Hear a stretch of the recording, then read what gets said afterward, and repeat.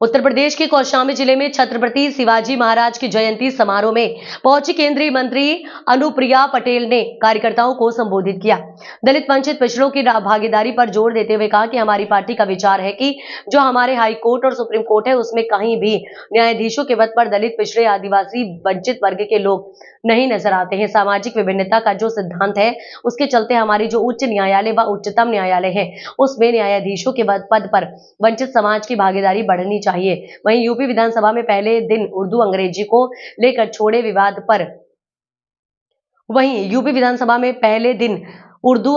को लेकर छिड़े विवाद पर मीडिया के सवाल पर अनुप्रिया पटेल ने क्या कुछ कहा, सुनिए उनका बयान।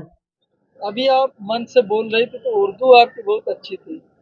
और उर्दू पे विवाद चल रहा है। मुख्यमंत्री कह रहे हैं इससे कटमुल्ला पैदा होते हैं, क्या कहेंगे आप? देखिए ऐसा है, पहली बात तो ये कि उर्दू को भी शामिल करने में कहीं कोई समस्या नहीं है। हमारे संसद की कार्रवाई में भी उर्दू में ट्रांसलेशन है और उर्दू के नाम पर जो हमारे विपक्ष के साथी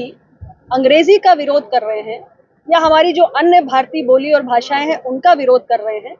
ये अपने आप में जायज़ नहीं। जहाँ तक अंग्रेजी की बात है तो ये तो लिंगुआ फ्रैंका है, आज वैश्विक स्तर की भाषा है, तो किसी नई भाषा को जानने में कहीं कोई कठिनाई नहीं है।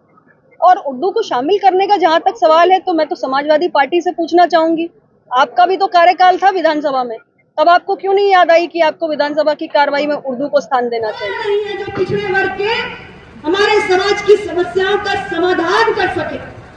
अपना दल निरंतर एक अलग पिछड़ा वर्ग मंत्रालय के गठन की बात करता है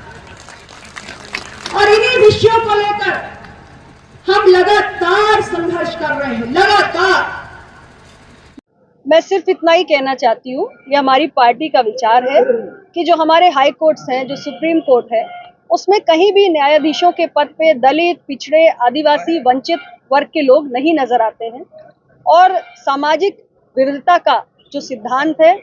उसके चलते आज हमारी जो उच्च न्यायालय है, उच्चतम न्यायालय है, उसमें न्यायाधीशों के पद पर वंचित समाज की भागीदारी बढ़नी चाहिए और इसके लिए अखिल भारतीय न्यायिक जो हमारी आयोग परीक्षा है उसको कंडक्ट करना चाहिए। ऑल इंडिया जुडिशियल सर्विसेज का एग्जाम कंडक्ट होगा तो कोने कोने से जो प्रतिभाशाली नौजवान हैं वो चुनकर आएंगे, उन्हें हमारे उच्च न्यायालय और उच्चतम न्यायालय में न्यायपालिका में अपनी सेवाएं देने का अवसर मिलेगा।